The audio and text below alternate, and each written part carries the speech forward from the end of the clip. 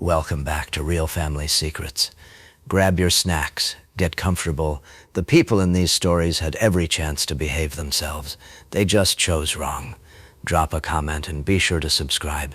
You're going to love it here. My name is Walter Hensley.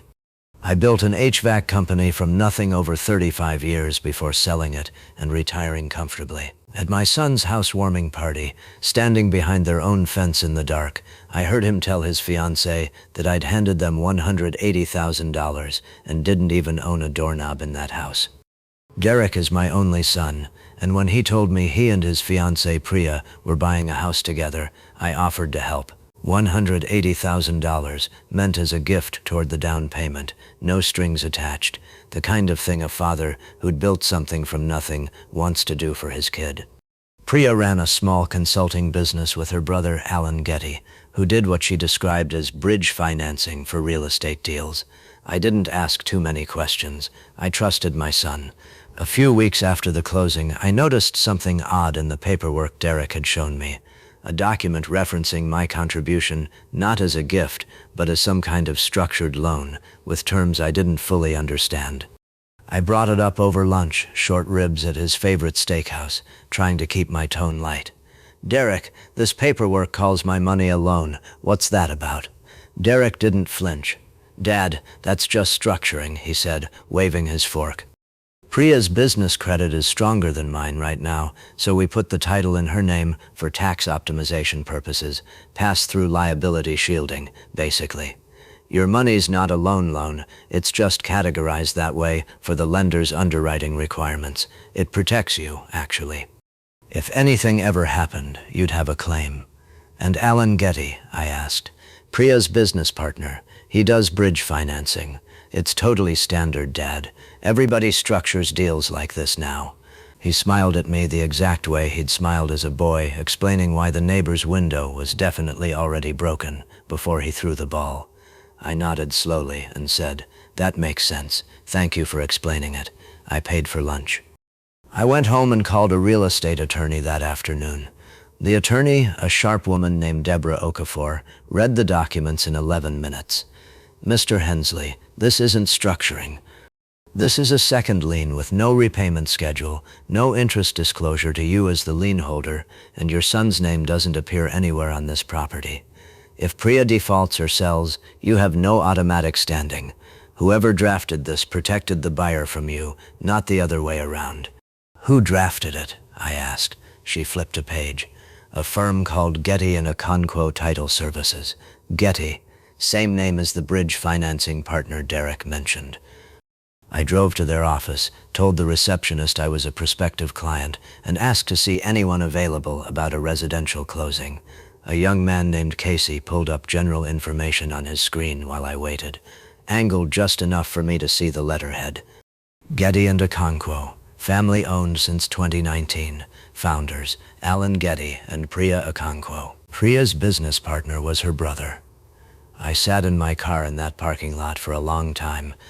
My son's fiancée and her brother had structured a deal where my $180,000 gift became a legal loan with no protections, secured a house solely in her name, run through her own family's title company, while telling me it was for tax optimization, and Derek had known.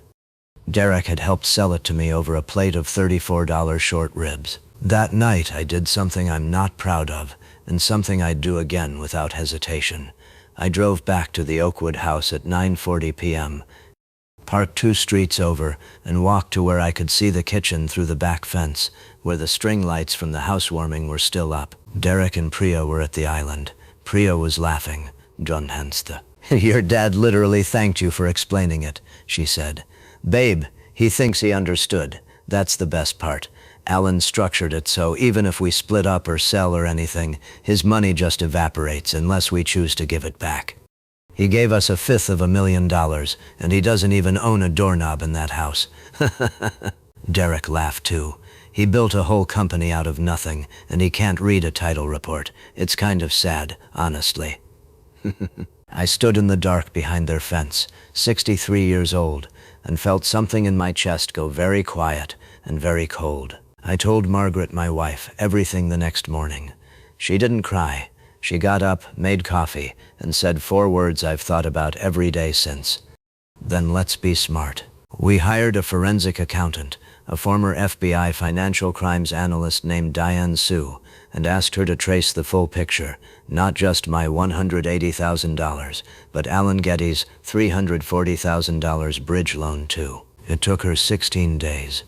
What she found was worse than a bad real estate deal. Getty and Econco Title Services had, over the past 3 years, run at least 11 similar transactions where family gifts were quietly converted into unsecured loans favoring one party, while the title company collected origination fees on both the property closing and the private loan itself, a conflict of interest sitting somewhere between deeply unethical and outright fraudulent, depending on state disclosure law. Margaret and I brought Diane's full report to Deborah, our attorney, who immediately recognized the pattern as grounds for a formal complaint to the State Real Estate Commission, alongside a civil claim for fraudulent misrepresentation against Priya and Alan directly. We filed both simultaneously, along with a formal demand that the $180,000 either be properly secured as a legitimate lien in my name or repaid in full within 30 days. The state complaint triggered an investigation into Getty and Econco's broader practices, exposing the other 11 transactions Diane had identified.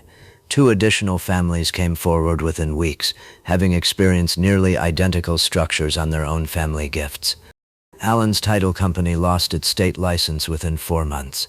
Priya and Derek, facing mounting legal pressure and the collapse of Alan's business, agreed to a settlement, my $180,000 properly secured this time, documented with actual repayment terms through Deborah's oversight. Derek called me the week the settlement finalized. "Dad, I'm sorry.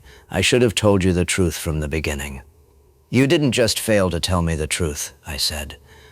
"You sat across from me and explained a lie with a smile, the same smile you had as a boy explaining a broken window. I heard you laughing about it through your own kitchen window, Derek." He didn't have a response to that. Our relationship hasn't fully recovered, not yet. We speak occasionally, carefully, the kind of caution that takes years to soften if it softens at all. Priya and Derek married anyway, 6 months later, in a smaller ceremony than originally planned. Margaret and I attended, out of obligation more than warmth, and left early. I think about that fence sometimes, standing in the dark at 63 years old, listening to my own son laugh about how easily he'd fooled me. I built a company from nothing because I understood contracts, structures, fine print. I just never imagined I'd need those same instincts pointed at my own family. If this story moved you, subscribe for more real family stories, and tell us in the comments, could you forgive a son for something like this?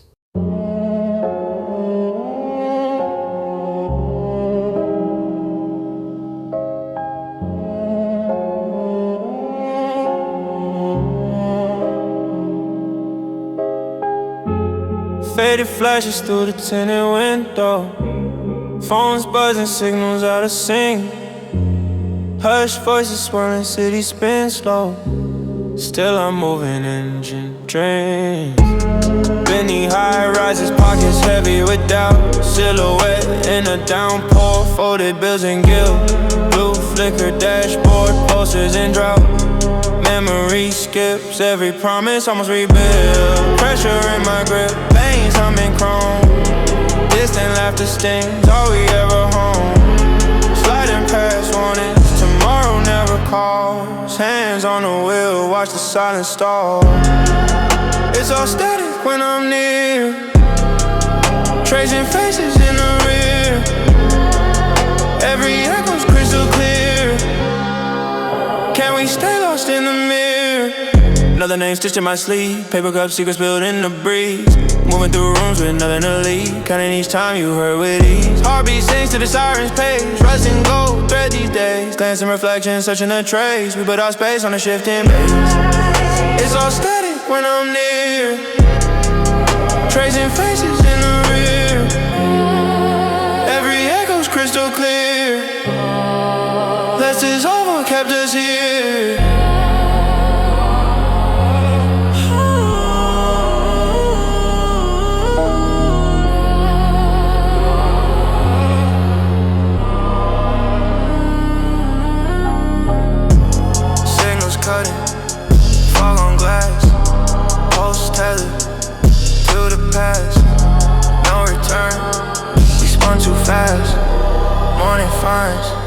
but couldn't last.